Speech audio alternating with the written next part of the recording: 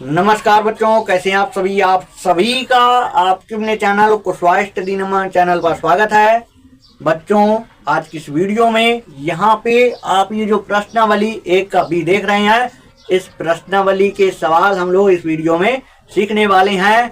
रख हौसला वो मंजर भी आएगा, रख हौसला वो मंजर भी आएगा, प्यासे के पास समंदर भी आएगा।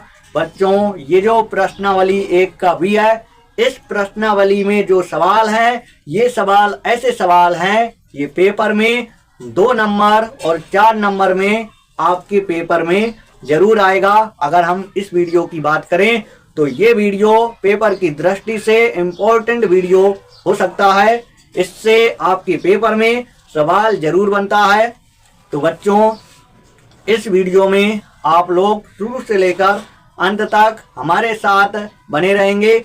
सबसे पहले मैं आपको बता दूं, ये जो प्रश्नावली एक का बी है, इस प्रश्नावली की जो उदाहरण वाली वीडियो थी अपने चैनल पर मैंने आपके लिए अपलोड की थी। अगर आपने उस वीडियो को नहीं देखा है तो चैनल पर जाकर या इस वीडियो के डिस्क्रिप्शन में आप लोग उस वीडियो का लिंक पा जाएंगे। आप लोग उस वीडियो को देख सकते हैं। काफ़ी बच्चे कहते हैं कि इंट्रोडक्शन देते देते वीडियो को लंबा कर देते हैं, हमारा समय बर्बाद हो रहा। तो बच्चों, आपका समय हम बर्बाद नहीं होने देंगे। बिना देरी किए हम इस वीडियो में इस प्रश्नावली एक के बी के पहले सवाल को लेते हैं और पहले नंबर के सवाल को देखते हैं। तो भैया, जो हमारा पहले नंबर का सवाल है, ये कह रहा है तुम सिद्ध करो ये परमेय संख्या नहीं है। अगर हमें ऐसे सवालों को सिद्ध करना है तो हम सवाल के विरुद्ध जाएंगे, मतलब सवाल से क्या करेंगे, कहेंगे कि ये परमेय संख्या है। हम इसको उल्टा मान के इसको सिद्ध करेंगे।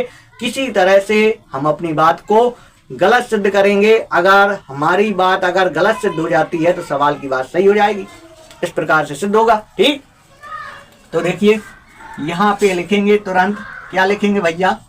यहाँ पे लिखेंगे कि ये जो 3√3 है, ये परमेय संख्या है। हम यहाँ पे लिखेंगे, माना 3√3 एक परिमेय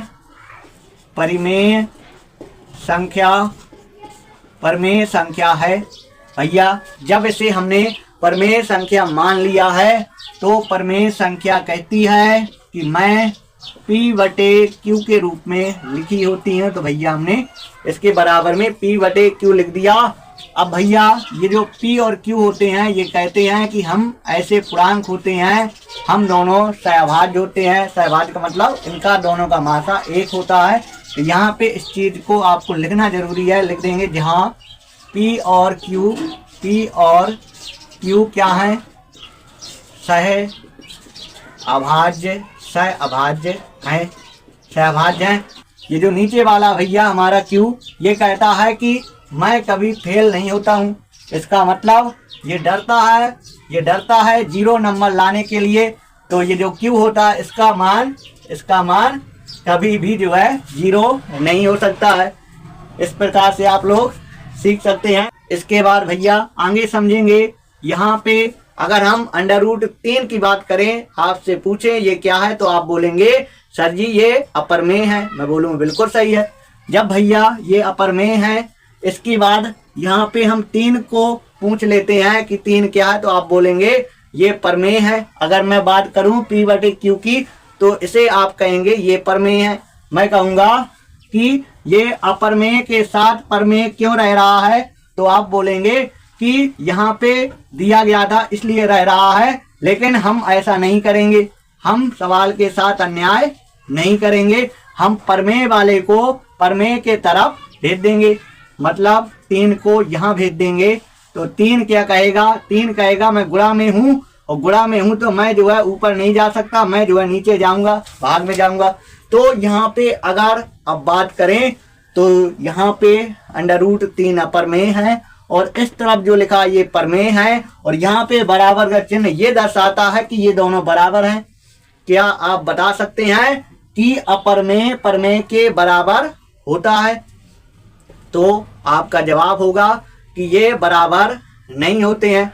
जब भैया ये बराबर नहीं होते हैं तो आप कहेंगे ये भी बराबर नहीं होगा, ये भी बराबर नहीं होगा। यहाँ पे ये परमेय संख्या था, लेकिन जब बराबर नहीं है तो हम इसे क्या कह सकते हैं, इसे हम कह सकते हैं कि परमेय संख्या नहीं है। लेकिन हमें लिखना पड़ेगा। हम क्या लिखेंगे, हम यहाँ पे लिखेंगे चूंकि √3 एक अपरिमेय √3 एक अपरिमेय संख्या है। क्या लिखेंगे मुन्ना, हम यहाँ पे लिखेंगे √3 एक अपरिमेय संख्या है, ये अपरिमेय संख्या है। और इसको क्या कहेंगे, ये परमेय संख्या है, P यानी परमेय संख्या है। ठीक, ऐसे लिख सकते हैं। तो लिख देंगे यह परमेय संख्या है और P/3Q एक परमेय संख्या है। ये भैया अपरमेय संख्या और ये परमेय संख्या क्या बराबर होता है, तो नहीं होता है। हम जानते हैं, हम यहाँ पे लिख दीजिएगा थोड़ी कि हम जो है ओवर स्मार्ट बन के लिख देंगे कि हमें पता है, हम जानते हैं कि ये अपरमेय संख्या और ये परमेय संख्या कभी बराबर नहीं होते हैं। तो हम जानते हैं कि अपरमेय संख्या और परमेय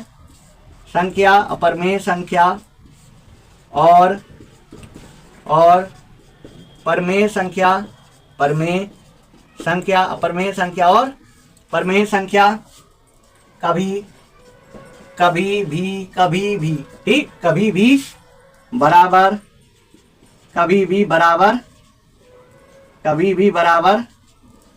नहीं हो सकते हैं, कभी भी बराबर नहीं हो सकते हैं। ठीक,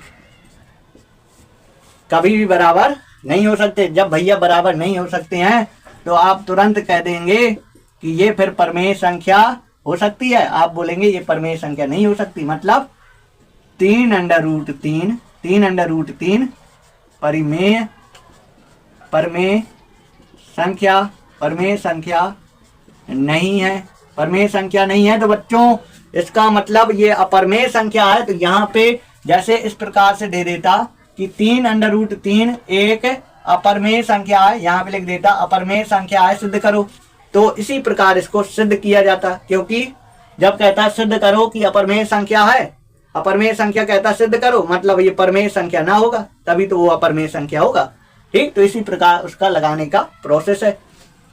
इसके बाद देखिए हम लोग इसके दूसरे नंबर के सवाल पर आएंगे। इस सवाल को साफ करते हैं। आप लोगों को अगर स्क्रीनशॉट लेना हो तो आप लोग स्क्रीनशॉट इसका ले सकते हैं। इसके बाद हम सीधा कूद जाएंगे दूसरे नंबर के सवाल पर। तो दूसरे नंबर का सवाल हमारा क्या कह रहा है, दूसरे नंबर का सवाल कह रहा है सिद्ध कीजिए कि दूसरे नंबर का सवाल क्या कह रहा है, सिद्ध कीजिए कि √5 एक अपरमेय संख्या है, अपरमेय संख्या है। हमसे कह रहा है कि इसको तुम सिद्ध करो कि ये अपरमेय संख्या है। तो हम क्या करेंगे, हम इस सवाल को भी उल्टा ही मानेंगे। हम मानेंगे इसमें कह रहा अपरमेय संख्या है, तो हम इसको क्या मानेंगे, हम मानेंगे कि ये अपरमेय संख्या है, ये सवाल कह रहा, लेकिन हम कहेंगे कि ये एक परमेय संख्या है, हम ऐसे कहेंगे। ठीक, तो यहाँ पे लिखेंगे माना √5 एक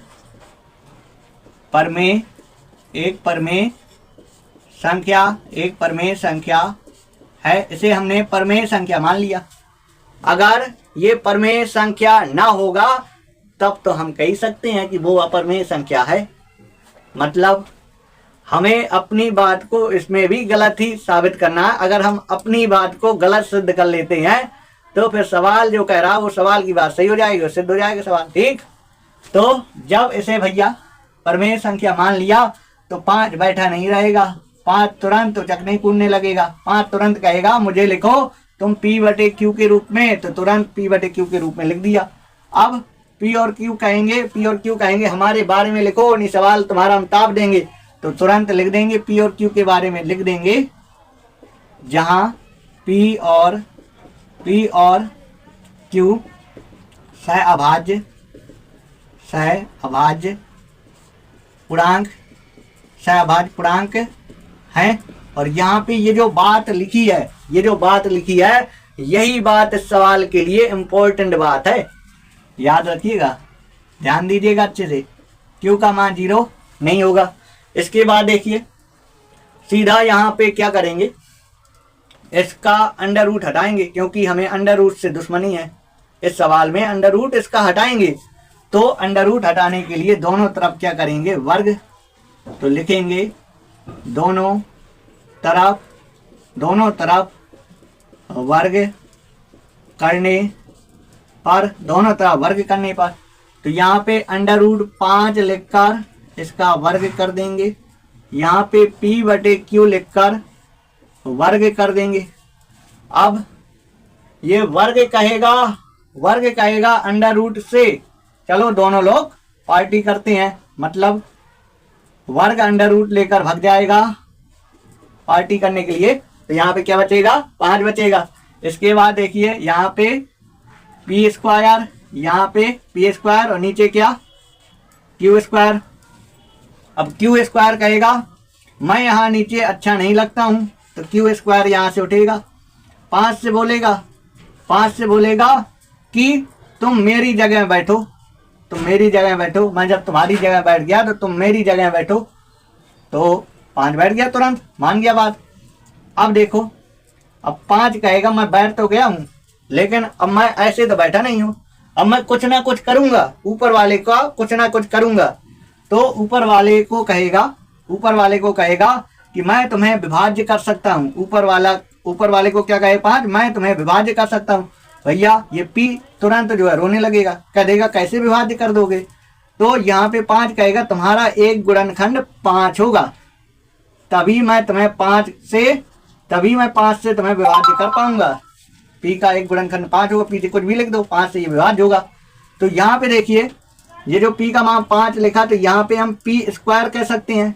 तो पी स्क्वायर इसका वर्ग करके देखना, पी स्क्वायर 5 से विभाज्य होगा। तो यहाँ पे ये जो पी का मान तुम्हारा लिखा है ये भी 5 से विभाज्य होगा।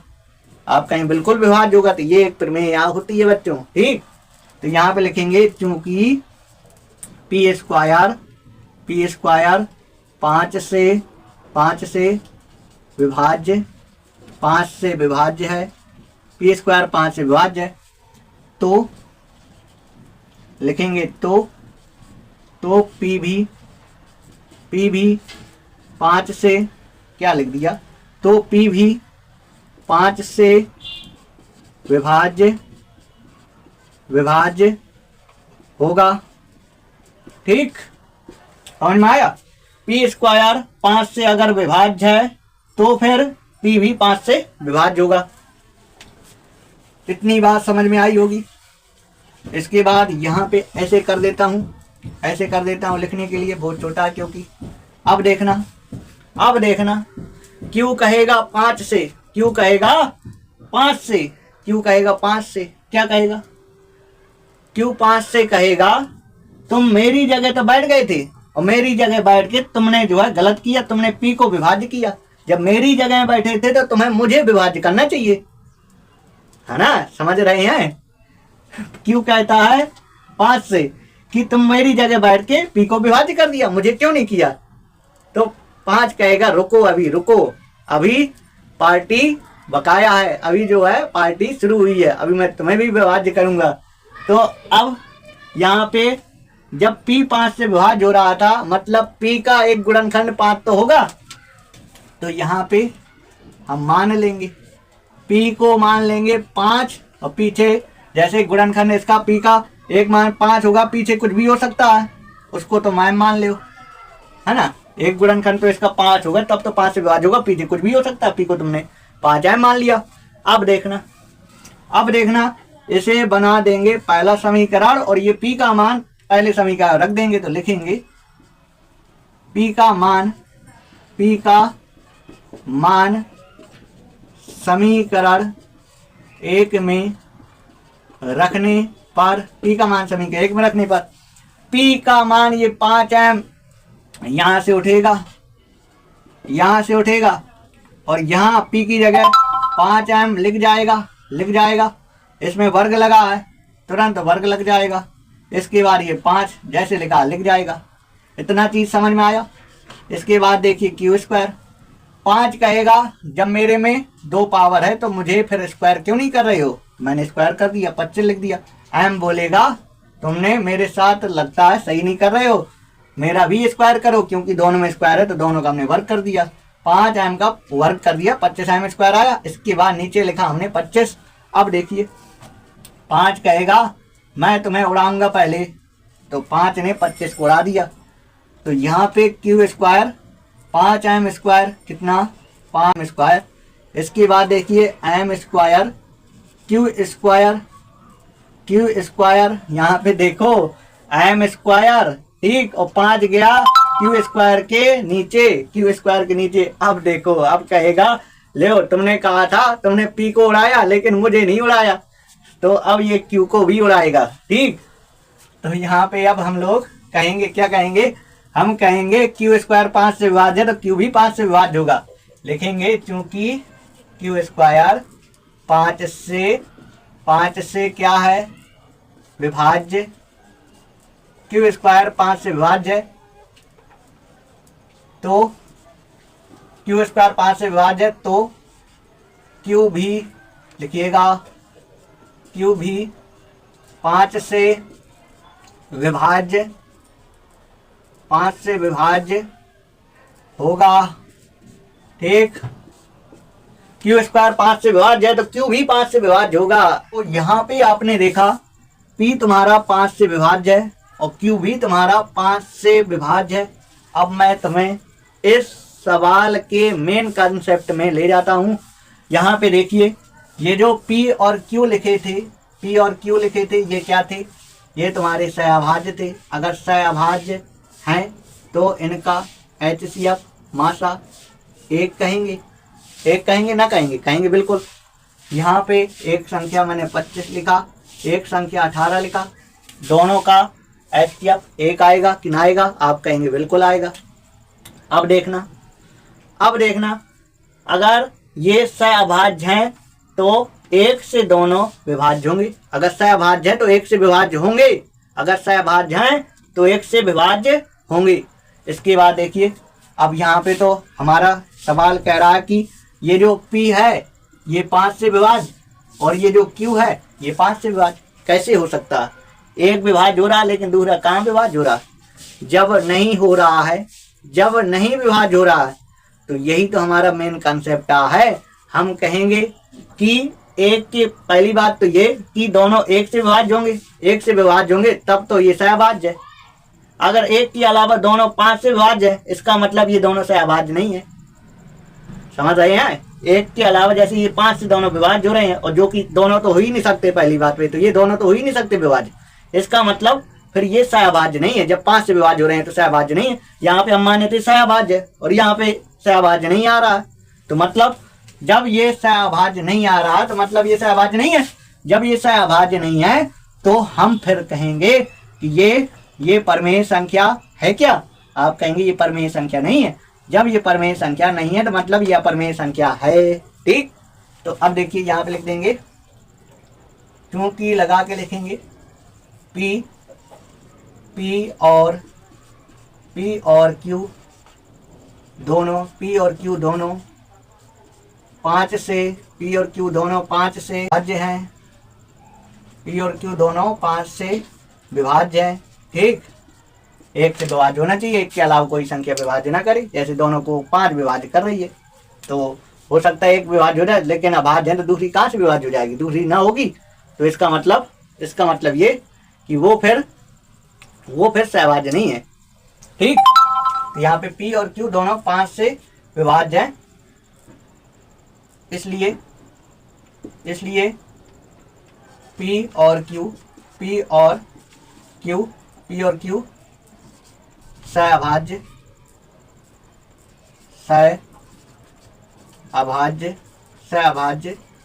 नहीं है।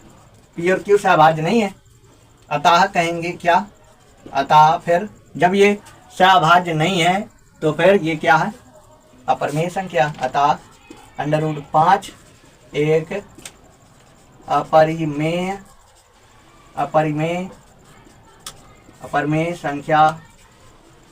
अपरिमेय संख्या है।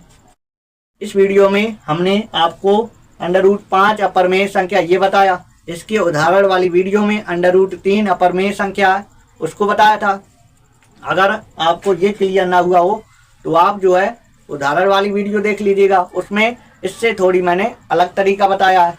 आपको जो तरीका अच्छा लगे आप लोग वैसे कर सकते हैं, लिखना आपको एक ही है। देखिए इसी कायदे का सवाल है हमारा चौथा, तो चौथे सवाल को निपटा देते हैं।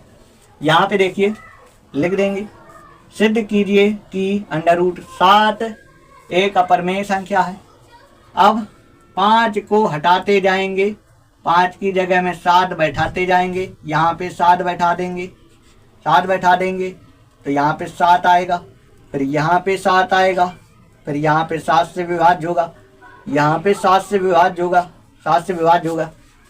इसके बाद यहाँ पे 7m लिखा होगा, दोनों जगह यहाँ पे 7 होगा, दोनों जगह यहाँ पे 7 होगा, यहाँ पे 49 होगा, 49 होगा और यहाँ पे 7 होगा, सती यहाँ पे 49 होगा, तो यहाँ पे 7 होगा और इसकी जगह में 7 होगा। यहाँ पे ये 7 से विभाज्य होगा, ये भी 7 से विभाज्य होगा, तो दोनों फिर 7 से विभाज्य।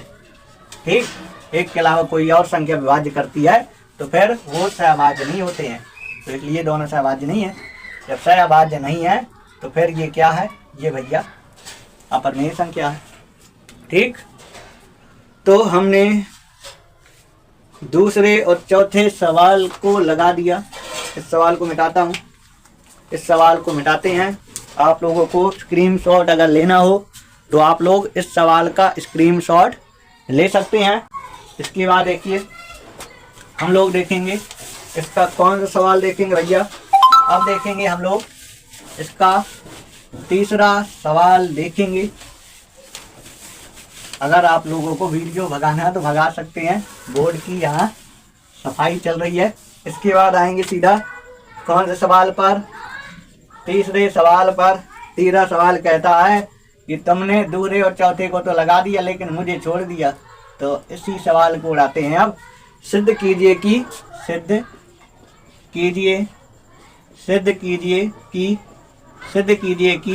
+ 2 √5 एक अपरिमेय संख्या है। एक अपरिमेय संख्या है, अपरिमेय संख्या है। तो हम क्या करेंगे, हम इसे मानेंगे परिमेय संख्या है। लिखेंगे यहाँ पे माना 3 + 2 √5 एक परिमेय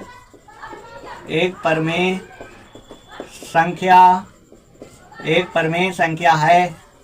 अब जब परिमेय संख्या लिख दिया तो परिमेय संख्या कहता है P/Q के रूप में लिख दो तुरंत। इसके बाद यहाँ पे लिख दो जहाँ P और P नहीं लिखा, जहाँ P और Q सहअभाज्य है, जहाँ P और Q सहअभाज्य हैं और Q का मान 0 ना होना चाहिए। अब देखना ये सवाल तो बहुत ही आसान। इसमें क्या करना है, परिमेय संख्या को एक तरफ कर देना है, परिमेय संख्या को एक तरफ कर देना है, अपरिमेय को एक तरफ कर देना है।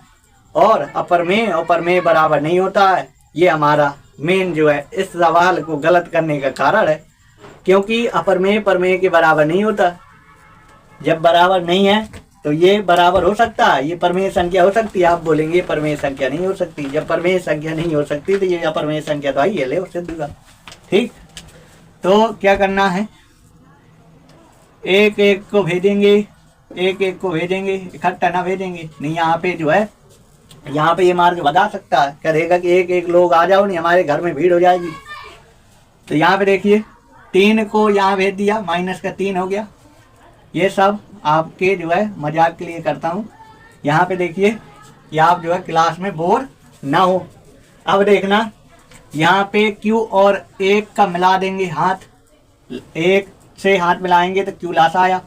यहाँ पे P लिख देंगे क्योंकि इसने इसकी ज़मीन खरीद रखा है तो ऊपर P लिखेंगे। यहाँ पे ये नहीं खरीद पाया तो ये जाएगा यहाँ, तो मतलब 3Q हो जाएगा।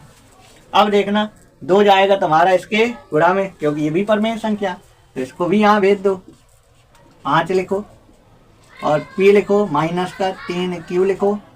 यहाँ पे ऐसा पूरा लिख दो, इसमें तुम कुछ छेड़छाड़ी ना करो। यहाँ पे कहो कि तुम अपरमेय हो और ये परमेय है, और हम जानते हैं कि ये बराबर नहीं होता। जब बराबर नहीं होता तो ये भी बराबर ना होगा, तो ये अपरमेय संख्या है। ठीक, तो लिखना वही है। लिखना क्या लिखना है, क्योंकि √5 एक अपरमेय संख्या है, √5 अपरमेय संख्या है, और P माइनस 3Q बटे 2Q परमेय संख्या है,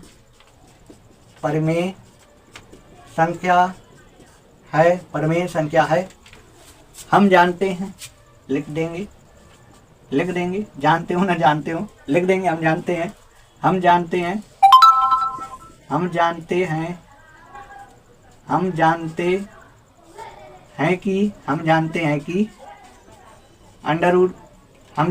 कि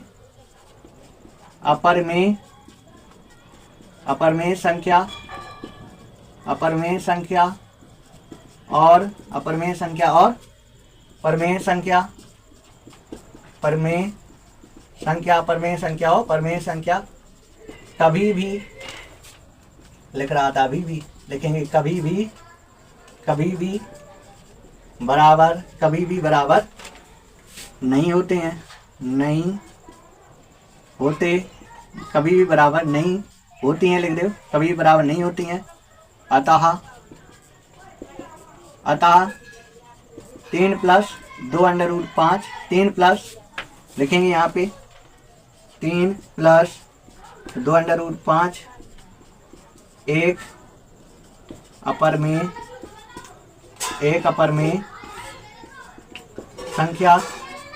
अपरमेय संख्या है।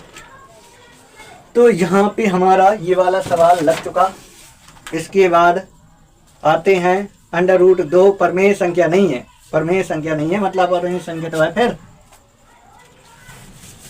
तो √2 अपरमेय संख्या, सीधा लिख देता, √2 अपरमेय संख्या।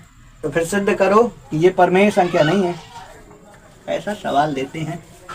सिद्ध कीजिए कि 2 प्लस √2 एक परमेय संख्या नहीं है, एक परमेय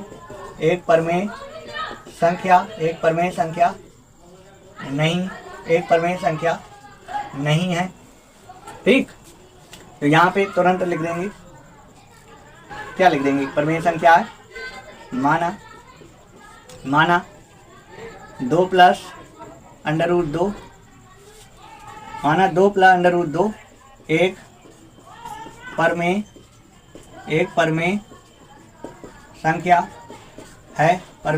है, परमेय संख्या माना, तो इसे P बटे Q के रूप में लिख सकते हैं। कोष्टक में वही रीजन लिखना है। यहाँ पे √2 अपरमेय अलग कर देना है और परमेय आपको अलग कर देना है। √2 यहाँ पे लासा ले लीजिएगा, थोड़ी Q यहाँ पे P लिखिएगा, यहाँ पे 2Q लिख दीजिएगा। इसके बाद लिख दीजिएगा यहाँ पे कि ये अपरमेय संख्या है, ठीक, और ये P माइनस 2Q बटे Q, ये क्या, ये परमेय संख्या। अपरमेय संख्या और परमेय संख्या कभी भी बराबर नहीं होती हैं। अतः 2 प्लस √2 एक अपरमेय संख्या। जब अपरमेय संख्या है तो ये परमेय संख्या नहीं है, ऐसा भी लिख सकते हैं। सवाल जैसा गहरा वैसा हो जाएगा। ठीक, अतः ये परमेय संख्या नहीं है। तो यहाँ पे आपने देखा तीसरे नंबर का सवाल नहीं, नंबर बदले देता हूँ। 5वें नंबर का सवाल आपने देखा। फिर 6वें नंबर का सवाल में जो दिए हैं खुद ट्राई करिएगा। जैसे 1/2 √2 है, यहाँ पे से P/Q के रूप में जैसे लिखा, कैंची गुणा करा देंगे। यहाँ पे Q हो जाएगा, यहाँ पे √2P हो जाएगा। तो Q बटे अगर P लिखना चाहें तो √2 हो जाएगा यहाँ। तो ये अपरमेय और ये परमेय बराबर नहीं होता, इसलिए ये फिर अपरमेय संख्या इस प्रकार से ये सिद्ध होगा। इसके बाद देखिए 7√5, इसे तुमने P/Q के रूप में पहले मान लिया कि परमेय संख्या है। इसके बाद √5 लिखा, P/Q यहाँ पे 7 यहाँ आ जाएगा। तो ये अपरमेय ये परमेय बराबर नहीं होता, इसलिए फिर ये अपरमेय संख्या होगी। जब बराबर नहीं होता तो अपरमेय संख्या होगी। ठीक, इसके बाद आगे वाला सवाल लगा ले जाएंगे। 7वें नंबर का सवाल आप लोग लगा ले जाएंगे। 8वें नंबर का सवाल थोड़ी बता देता हूँ, क्योंकि दोनों में अंडर रूट लगा है, दोनों में अंडर रूट लगा है। 8वें नंबर का सवाल कह रहा है सिद्ध कीजिए कि ये एक अपरमेय संख्या है। तो इसको तुरंत परमेय संख्या मान लेंगे। यहाँ पे लिखेंगे माना √5 माइनस √3 एक परमेय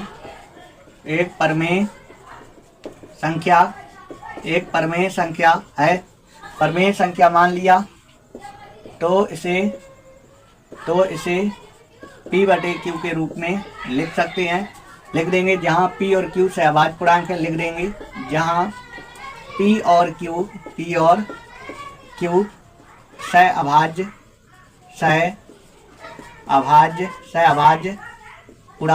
सहअभाज्य पूर्णांक हैं। जहाँ P और Q क्या है, सहभाज्य पूर्णांक है। अब देखना दोनों में अंडर रूट लगा है, क्या करेंगे? अंडर रूट हटाने के लिए दोनों तरफ वर्ग कर दें। बताइए, वर्ग कर दें दोनों तरफ? बिल्कुल कर दें। तो लिख देंगे यहाँ पे Q बराबर 0 नहीं है, वो लिख दीजिएगा। तो यहाँ पे लिख देना सीधा दोनों तरफ वर्ग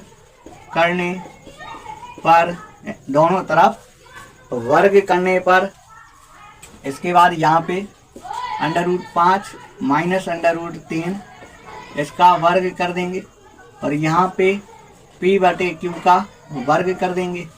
यहाँ पे a - b का होल स्क्वायर का सूत्र लगा देंगे।